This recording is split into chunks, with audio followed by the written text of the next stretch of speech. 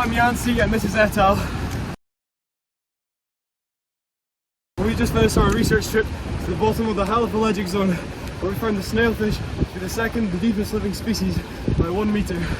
Our elaborate research into the snailfish showed that it has a particularly high concentration of TMAO, which allows it to live at such depths.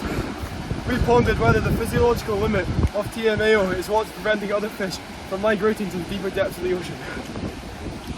But why is this? Is rent too expensive? Or is this an evolutionary impact preventing fish from inhabiting these depths? Physiological and phylogenetic evidence, as well as the fossil record, strongly suggests that the ancestors to all bony fish evolved in freshwater. In freshwater, there is a near zero level of osmolality, so fish needed to evolve filtering methods such as kidney and glomeruli in order to regulate their osmotic balance by removing water from their bodies as to avoid becoming hyperosmotic.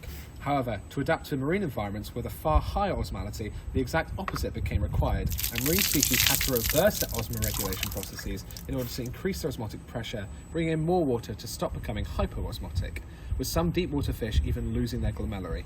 However, as you go deeper and deeper into the ocean, the incredibly higher water content required to deal with the pressure becomes a problem. So once again, it needs to be reversed in the opposite direction.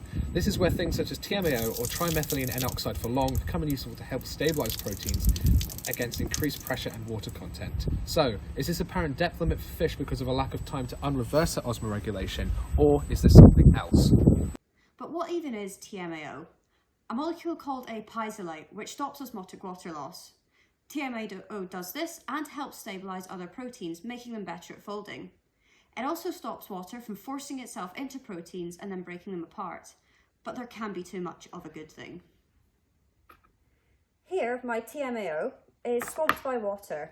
It cannot stabilize anything as there simply isn't enough. Dead fish. With too much TMAO,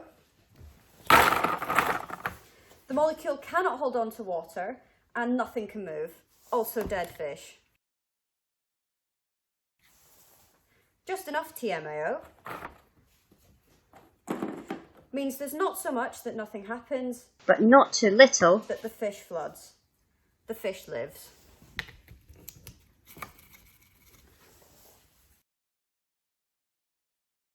A free-falling fish trap is lowered from the boat. The traps descended to the benthos, where cameras could confirm the capture of a Hadal snailfish. Once on the boat, the snailfish was placed on ice, where the white muscle was quickly dissected and flash frozen in liquid nitrogen and stored securely to prevent changes in hydration. The results supported both hypotheses, overall showing that as depth increased, TMAO also increased. However, there was a limit as to how much TMAO the fish could have. This is called the osmoregulatory limit, which the authors hypothesized created a depth limit. And at this depth, the fish cannot regulate TMAO in osmosis due to increased pressure. However, perhaps there are other explanations as to why fish are not found deeper down in the ocean.